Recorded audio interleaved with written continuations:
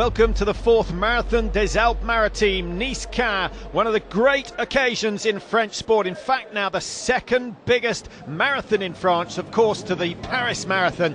But it's a fantastic occasion. Not a lot of warming up needed in this climate, but the stretching of the hamstrings and the lungs, absolutely essential. Now we've got some very classy athletes here from Kenya and Ethiopia, but there are over 10,000 enthusiasts racing today, and it beggars belief how they attract so many athletes to this event. Why marathon is a special sport?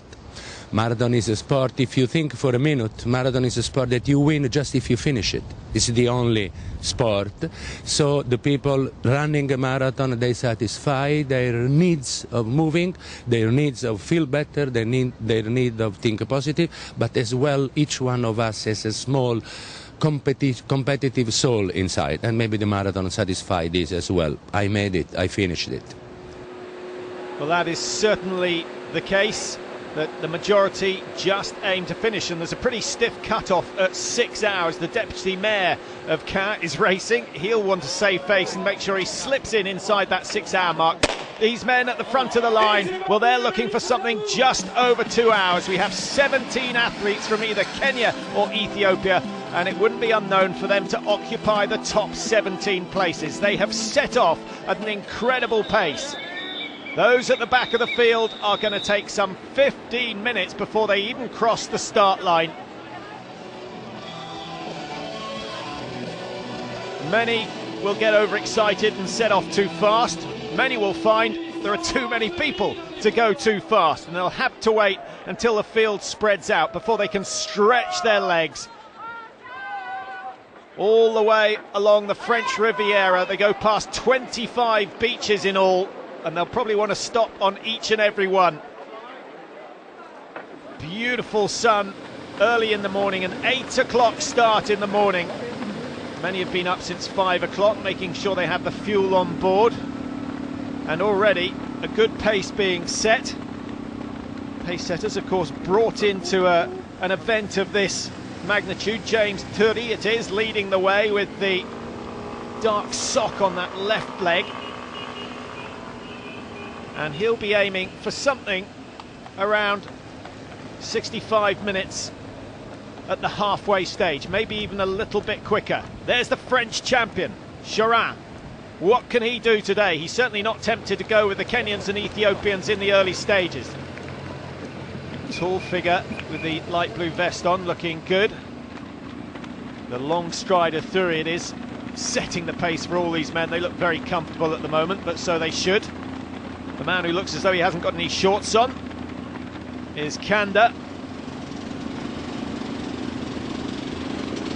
And he breaks to the left, already looking for an early drink, just to make sure he doesn't get dehydrated in the latter stages.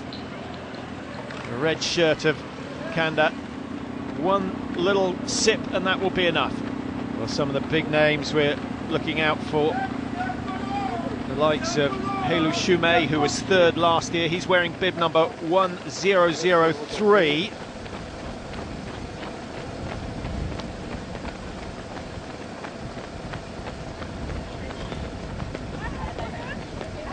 .1001 is Joseph Nelepus, who's the favourite to win here with a PB of 207. And he's in a green vest in the middle, a tall figure in the middle, and certainly the favourite. In fact, he came third in London back in 2003, and at 35, Nelepus is very much a veteran. There's the Irishman, Alan O'Shea. What a great run he's had in the early stages. He's in no man's land at the moment between the first and the second group, but the doctor from Bantry is having an absolute flyer. I hope he hasn't gone off too fast. The leading ladies.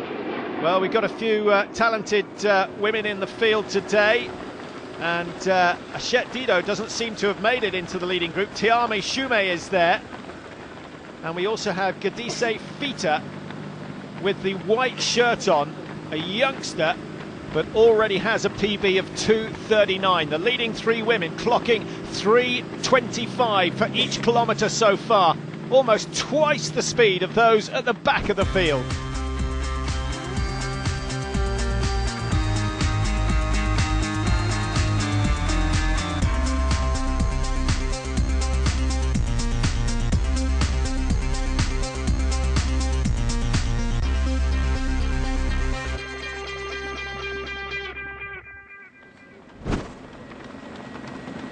Well, from those enjoying the event to those who are trying to make a living from it, the Kenyans and Ethiopians still strolling along thanks to the pace setter, James 30, and he's doing exactly what was asked, aiming to get to the halfway stage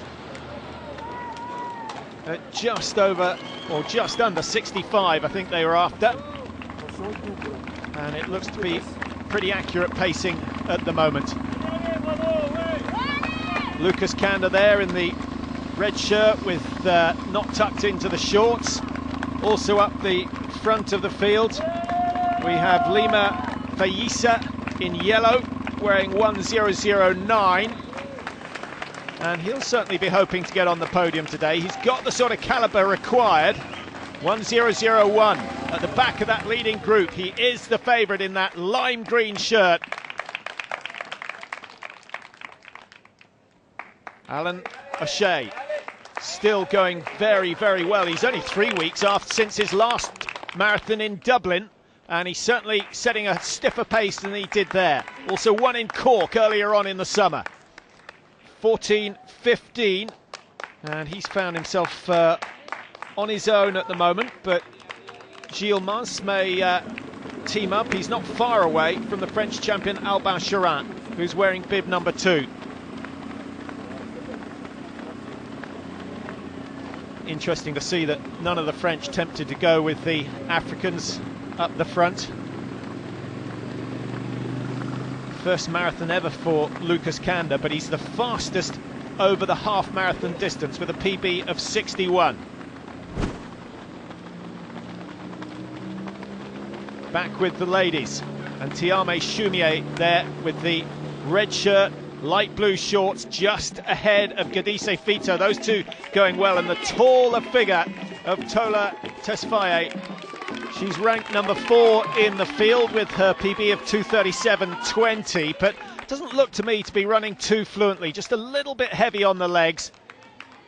And the strongest of the leading 3 women certainly seems to be Gadise Fita in the white shirt. Very, very steady rhythm, big strong shoulders, looks as though she could be a swimmer as well. And there's the best of the rest. The number 1 Frenchwoman, Aline Camboulive, raced last year, finished second, very strong, but already finds herself off the podium positions. It's a good tempo. Plenty of male company for Camboulive, but the very fact that the men and women start together